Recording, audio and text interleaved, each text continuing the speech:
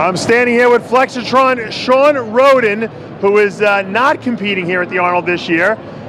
You'll be missed on stage, of course, but I know you had a long season. You took a little bit of break.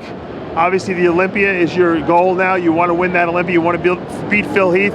Is this good strategy you and Chris have employed here?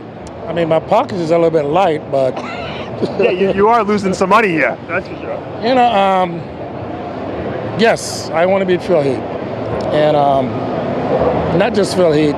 It would be an honor to be number 14. The Olympia is such a prestigious show to win, and you know, something that you can look back later. You know, it's, don't want to say building your legacy, but something that, you know, your kids can see that, hey, you know what, you have done something, you know, with the sport that you're in.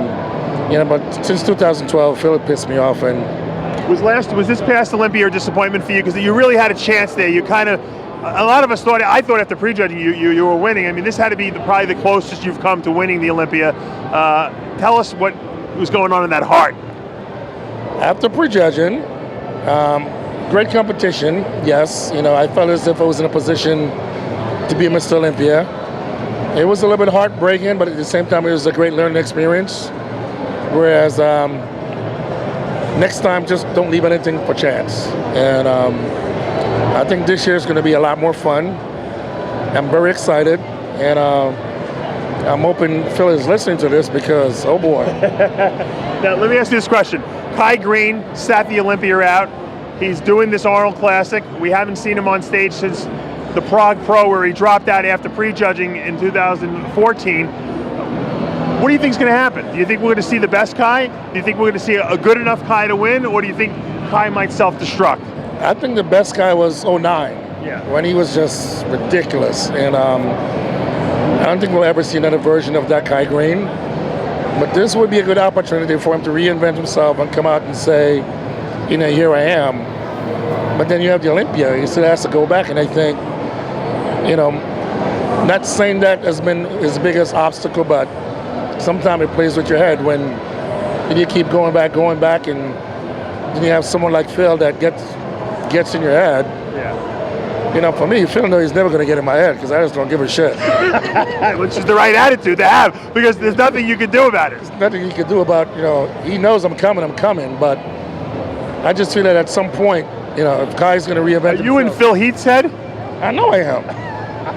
Listen, I don't care what he says right now.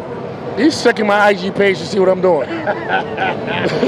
He's following Flexitron under a fake name. He's following me on Instagram. I know you do, but, you know, this will be a good chance for, you know, Kai to just come out and say, hey, you know what, this is me, you know, reinvent myself and, you know, show it off here. But he has some stiff competition with, you know, Cedric McMillan, Justin Compton, and my dark horse is, of course, Max Charles. Right. You know, it's going to be a great competition, so if he's going to bring it, I think at this stage he has to come out, lights out, and separate himself from everybody else. And if he doesn't, do you think even though he might win, it's still a loss? If he comes in not at his best? Yes, that's just my opinion because of the legacy that he has built so far that, you know, if it's not 100% here, then I think a lot of people are going to say, you know, if you're at 100% at the Arnold, you know, how can you, you know, be ready for the Olympia? Right. You know, you have to, you know, present that gap right now to say, hey, you know what, I'm going for Phil, or I feel as if I could be the top challenger, you know, come Olympia. And are you waiting for the Olympia? I am waiting for the Olympia. You're not going to compete before that, are you? Not going to compete before the Olympia, but it will be a surprise. Oh, there is a surprise. So then you might be competing before the Olympics. You know what, man? I'm just geared up. I'm ready to go, and had a great off season where from September to end of December did nothing, and just start back training in January. And I think this is. I heard a rumor that you took a couple months off. Is that true? I did. It was. Who gave you that advice? Sean Ray, Kevin Levrone? You know, Mr. Aceto. Really? He said to take a couple months off? I sent him pictures and he says, keep doing what are you doing? I said, nothing. He goes, keep doing that. You know, and I was able, I think I got my weight dropped to about. What the fuck do you do all day if you don't train? I have a newborn at home. Oh, you do have a newborn. Congratulations on that. My hands was full. I was able to take a vacation for the first time ever. Wow. And I think sometimes it's good just to take a break from, constant grind of going to the gym and traveling and so forth. And, doing a lot of traveling for SciTech, I was able to just focus on meet and greet the fans.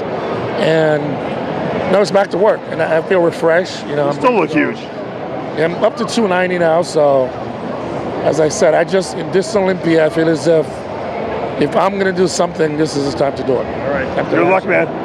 Thank you. Sean Flexitron Rhoden.